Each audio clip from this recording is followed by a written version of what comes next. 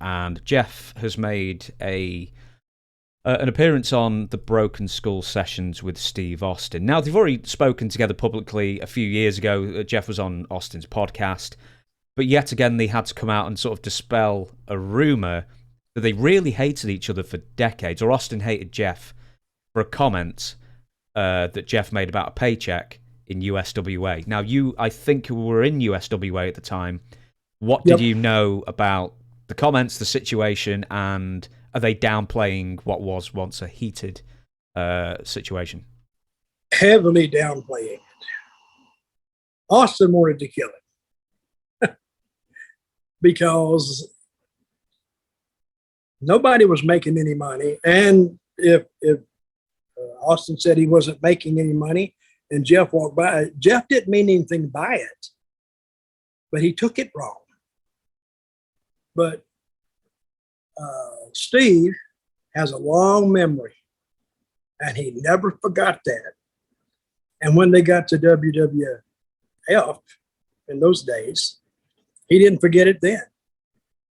And the reason that he turned down working with Jeff is because Austin, and this is a shoot, Austin didn't think he was worthy of having to wrestle Jeff, because he thought it actually hurt him. See, if you had Jeff here and Austin here, Austin was up here and Jeff was here. So who would be taking the downward lunge? And he didn't want to do that. And Jeff would be moving up. It would help Jeff more than it would help Austin, because Austin, all he could do, he could actually lose ground on it. And that's why he didn't want to do it. So if they're telling you that it was downplayed, I think they're saying that, and I think they have made amends on it. But during the time that it was going on, it was pretty real. For people who don't know, could you explain the situation? I alluded to it. I left out a lot of it so you could say it. But from your memory, what happened? What was the whole situation? When he said that, well, I guess they get their paychecks, I guess. Yeah. And what did he say, of course, as well? And I think he was looking at it. Business was terrible. It was, I don't know why they were even keeping the territory running, because Lawler wasn't even working the territory. Lawler was spending most of his time in Stanford on Monday nights and going on tour, or coming back to Memphis and doing other stuff.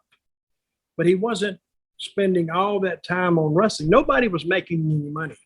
Jarrett wasn't making any money. Jerry Lawler, and these were the owners, they weren't making any money. And of course, the talent wasn't making any money because nothing was drawing. I mean, WWF was kicking everybody's butts. So I think they get their checks on a Wednesday, I think. And when he opened up his pay stub, it says this, this, this. And so Jeff walked by and he says, I don't care how long you look at it, the number's not going to change. Oh my God. And Jeff, I mean, Steve's like a fuse anyway.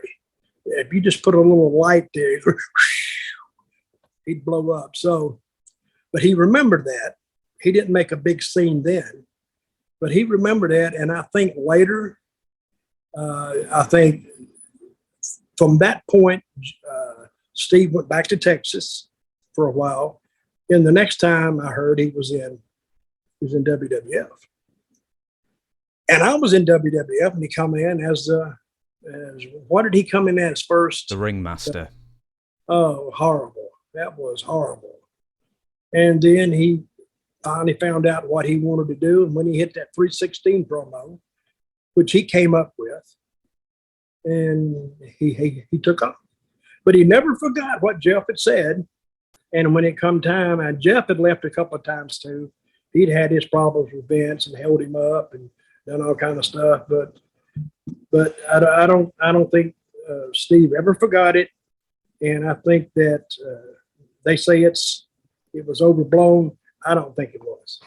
And Austin mention this to you at the time, did he? Or was this? I was there. Yeah. Oh, you were in the locker room at the time. No, I was riding with Steve every day. You know, he brought it up. And I said, oh, he didn't mean nothing by it. He said, you know, and he was kind of pissed about it. But he's the one that holds the long grudges. And he must have held it all the way to WWF. And he's the one who was the biggest star. So when it come time, because he didn't figure Jeff was an ally, I don't think.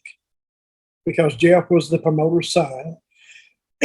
But Jeff wouldn't get treated special either. He was starving to death too. But Steve didn't look at it that way, that his daddy's running the company. And he thought they had to be making some money because he wasn't making nothing. So he got a job doing something else while he was wrestling there.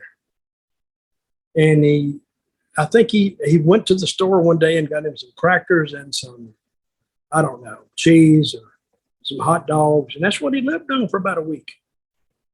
So he didn't get in this bit. I mean, he really struggled big time to make it in this business. And I'm glad he is where he is.